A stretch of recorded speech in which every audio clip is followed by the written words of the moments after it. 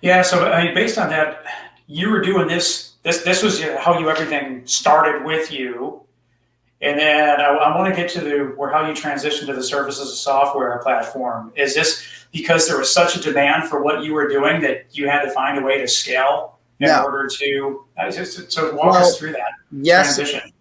So I've always had an interest for several years in scaling this knowledge.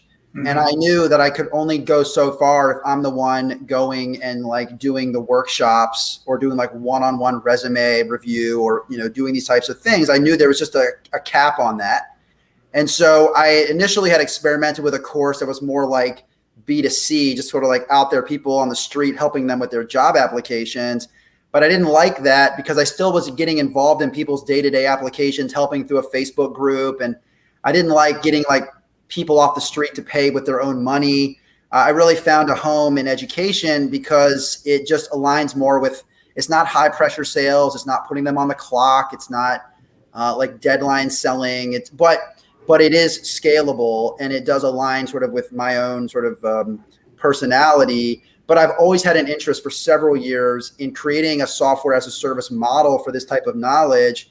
And now I'm trying to get better and better with like selling licenses of this product to school divisions and like institutions, which is its own world and its own challenge. And I'm learning every day and I'm acting like I've been there every day, even as the requests get larger. And I'm like, let's just kind of, work this out. And so I've always had an interest in this. It wasn't because I started to do like in-class workshops. I'm like, wait, I can't scale this. The idea from the very beginning with schools was let's build a platform that can scale. I started it in 2017 and it's growing. Look, I'm not sitting here telling you I got like 100 million users, but it's growing.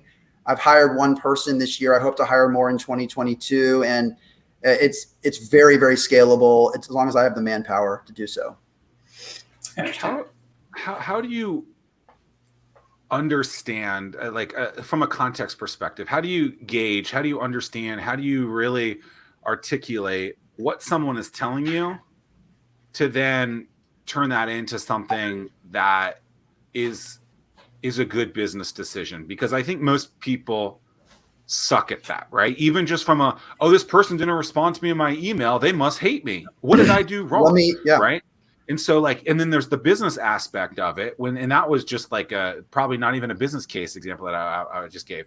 But like, how do you really grasp like what someone's telling you? Because there's so many people teaching this stuff out there and they're like, just have customer discovery meetings. I'm like, yeah, but like, there's so much deeper information there that you really, and you might actually find something that's bigger there if you actually listen and do that. So what you've done this for the last 10 years, like, what are you thinking? Yeah. So I'll give you a great example. And it's actually the thing that I want to do a screen share for. So hopefully it'll work. I listen all the time. I've never been in the classroom. I've never taught formally. So I'm listening to the teachers to guide me. One of the biggest things I learned early on, and you really talk about getting into a space, right? Like understanding a space, a niche in industry. And in the educational space, they want all their learning materials to live on the school's own platform. So do you know the term single sign-on? Like, where students you don't have to like go to another website. It's like integrated to your own environment, right? Yep. So I didn't understand that at the beginning. I was sort of on the outside looking in, and many of the initial engagements fizzled out because I wasn't delivering the material the way that they needed it done. So I went out and I found a developer who had experience in the ed tech space, and he helped me build a custom solution that would then deliver this content into a school's platform. That was directly from teacher feedback, and that has been an absolute 180 game changer for me. And if I can share and show you, it'll really help you understand. Hold on. Okay, here we go. We've never done this before. This will be exciting. Hey, we're learning on the fly. Okay, can you see my screen? It says emerge here. Did this share okay? I think I need to add it to the stream. There it is. You see it? Okay. Yep. So let me explain this, and I'll do it in under 60 seconds, I promise. So this is a website called Canvas. Canvas is one of the most dominant learning management platforms that schools use, high school and college around the country. It's like Blackboard, but it's a little bit slicker. And so a lot of large school divisions use Canvas. So what they needed was for my company to put our content directly into their learning environment. So now like an activity where they learn to not send emails like text messages, instead of taking them to an external website with an external login, it actually brings them to the content right inside of their learning platform without a sign-in screen. Now Does that Canvas, might like, so Canvas allows you as an independent third party to openly provide data. Interesting. Yes. So yes, it's yes. So the bottom line is by doing that, that little thing that's just this little tiny little tech little, shortcut, right? But It's actually it's a monumental advancement for my business because now I'm able to work with very large school divisions and large universities who can take this content and place it across their system, have thousands of students use it at the same time, and nobody has to make a new password. And that is a game changer for me. Yeah, I mean, you're right there in that same sandbox, right? I'm and so already it's as in simple their as world. I'm in their world. It's like I did all the work for them. They just click on it and do it. And so that has allowed me to grow and to have the biggest thing with this business model, as you know, in a SaaS play like this, it's about renewals. So I'm after the renewal. And so if I can get renewals and start to count on that business, I can start to really scale and grow and get the next one and renew them and just keep moving. And the actual business didn't change in that. The content didn't change at all. My guess is it didn't change at all. It's just you had to find the sandbox that you could play in to make it appropriate. I had to find the person with the knowledge. And I'll tell you, he built such a custom solution that I've been in front of people who like approve of these third-party tools through large universities all day. And they saw my solution. They're like, wow, I've never seen one that slick before. And I found him through Upwork. He lives in the United States, but really well-priced freelancer who's brilliant. And he absolutely flipped the switch for my business. And now I'm talking with like systems like Los Angeles, Las Vegas, Fairfax County, Charlotte, Boston, big cities. And because I integrate like this, they'll talk to me. And does that give you access to all the metrics that you need? So when it goes back to renewals, that you can say, look, you've got 99% of your students that are using this. Well, the biggest thing to understand is they're actually still in our website. It's an iframe. They're in our site. They do have an account. It's just that they're not having to log in. So we have all the data on our side still. It's all happening in our world. We're just bringing our world to them and making everything easier. And this should be the same for corporate training too. These tools exist. And if you're trying to deliver an outside learning platform and you're not inside of their own world, you're going to struggle. I'll tell you right now, it's starting the process of working with Los Angeles Unified School District, which is obviously like an absolute monster of a school division. And they won't even talk to you if you don't integrate into their learning system the way I just showed you. There's a gigantic technical requirement application. And if you don't do this, that you will not work with them. How do you make a business decision off of something like that? So like I remember, a lot of ad agencies do a big pitch beforehand. I saw this on the show, The Pitch on AMC, right? Where I was surprised at how much work they did beforehand. And maybe that was just for TV, but like, how do you make a business decision on something? It sounds like you would have to do some more development work in this case, or is no, for me, it's already done. It's done. Okay. Like I've done it. But how do you make that case to see how serious is someone for that? Because I mean, I remember there were times where like, even when I was just building 1004, where we would build features because someone would say it and then they didn't pull the trigger. And I'm like, time, money, resources, everything. It's just like, this is ridiculous. Like, so how do you make that decision to say, how serious is that feature? Well, again, it comes back to audience. It's the customer's always right.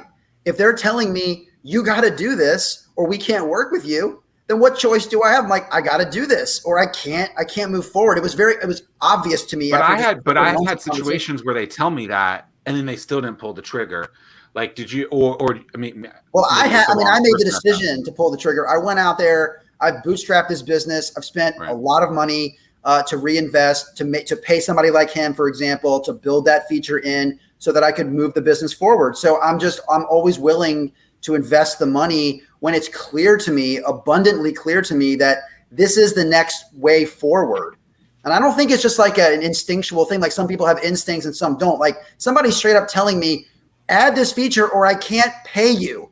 So it's like, okay, I'm going to go do that. And then that's just opened up the whole world of this industry to me. But comes back to like, okay, this is my space. This is the ed tech space. We're not all in ed tech, but whatever industry you're in, if you don't understand it down to the absolute foundational level, like the nuts and bolts of how everything is built, if you don't get that, and you keep trying to like sell into it and it keeps getting pushed back, you're not listening. You're just not listening. Fascinating. What? So with that, is that a double-edged sword in terms of once you get in? So the sales process is probably really, really long. It can be. Then, it can be. And then once you're in, then it's a matter of just listening to your customer, and then hopefully you're in there. Your moat is already dug. That's the goal. With each new institution is to try to upsell and grow within it. Right. And to sort of like plant my flag and become not just not a vendor customer relationship, but a collaborator. I use these early customers to make the product better. I'm very open about that. I take their feedback, good, bad, and ugly. But yeah, absolutely. The goal, especially in a situation like institutional purchases, if I get that first year, I want to be in there for 20, 30 years. Sure. Right? This is not a quick purchase and off we go. Like I want to be embedded in who they are, the framework. Wasn't that sales 101?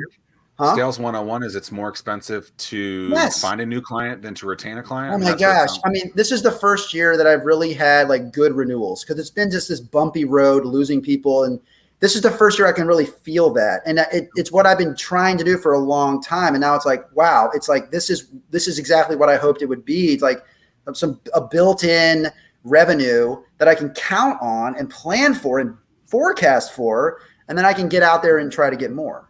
It's taken, 4 years to really feel that on the turn, starting with, from scratch product. So I'm not sitting here telling you that happened quickly. I'm in here for the long haul and, I haven't raised money and I haven't taken on debt. And I'm just very interested in growing an organic business right now because I'm interested in growing a brand. And so I'm in it, I'm not looking to sell it. I'm not on that path to like being acquired. I'm trying to grow something unique to me. And, that's how I feel today. So that's why I'm not actively raising money, although I stay close to that process and I try to understand it to make sure that it's not something I don't want to do right now. But the business has good margins and renewals, and I'm just like trying to roll through that. I've been directly involved within our entrepreneurial community for years. And the most common question I get is, Tim, I want to get involved, but I don't know what events I should attend. Well, Startwheel eliminates that pain point because we consolidate all the events you should attend into a single calendar. Now you'll be in the know and see where to spend your time. Gone is the need to search multiple websites and calendars. Just head to startwheel.org and see for yourself. That's startwheel.org.